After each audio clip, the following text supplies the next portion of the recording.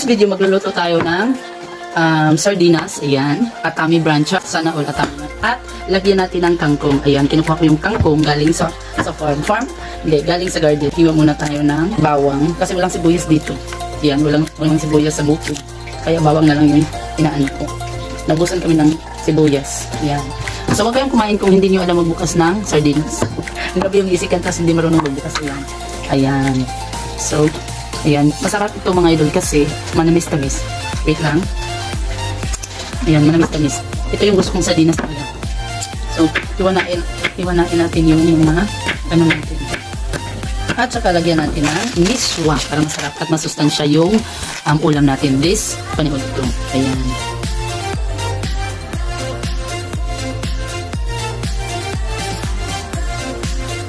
Ginawa ko na po yung tawag nito kangkong. So, fresh from the farm. Hugasan natin yung kangkong kasi maraming lupa-lupa. Ayan. So, dapat ganonin natin para so, pwede ito guys.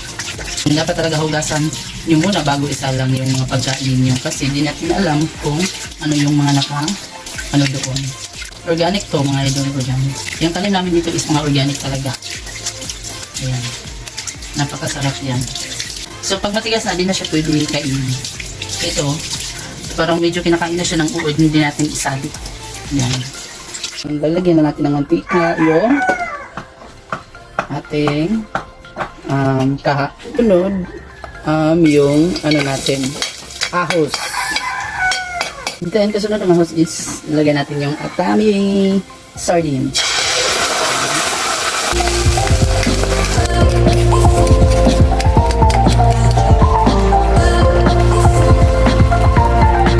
Hintayin natin kumulo. Takpan natin. Ayan. Saka ilagay natin ito. Ayan. Kangkong. So, kumukulog na siya. Ayan. Masarap. Masarap naman. Ayan. So, karawon sa natin gamay na. So, ayan. Saka ilagay natin yung ayan. Ayan yung mga stock ng kangkong. Yan, unahin natin yan para malata. No, wala. Yan. So, dapat malata na sa dyan ang dira. Kana. Miswa. Yan.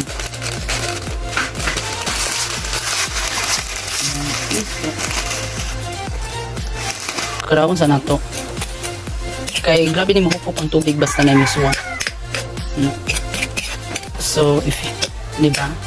Tingnan nyo, parang wala nang sabaw. So, lagyan ulit natin yan ng tubig ngayon. Lagyan ulit natin yan ng isang baso na tubig. Ayan. Tapos karawin. Ayan, dapat talaga karawin. Timplahan natin ng magic sarap. Ayan. At saka kunting asin. At saka ulit karawin para malasahan natin kung ano yung lasa sa mga niluluto natin. So, mamaya natin ilagay yung dahon ng kangkong para di malata. Sarap! Ayan, parang kumukulo na yung luto natin na sardinas ala kangkong di probinsya Chares. Ayan. Ayan, masarap na siya. Ayan, karawin ulit natin.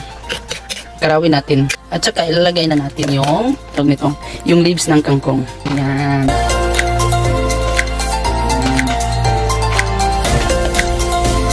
Iawahin natin kay kuan sa tawagan. Dali na siya malata. So, hintayin natin yan malata. Yan. Ang sarap ng feeling mo. Sardinas, nalibutang natuog, kangkong. O, diba? So, yung anak na pagluto ng sardinas, na ay kangkong. So, okay na. Okay na yung sardinas ala kangkong natin siya. So, ayan na. Ready to eat na. Ready to serve na yung sardinas ala kangkong di probinsya natin. Ayan na. Chan, chan, chan, chan.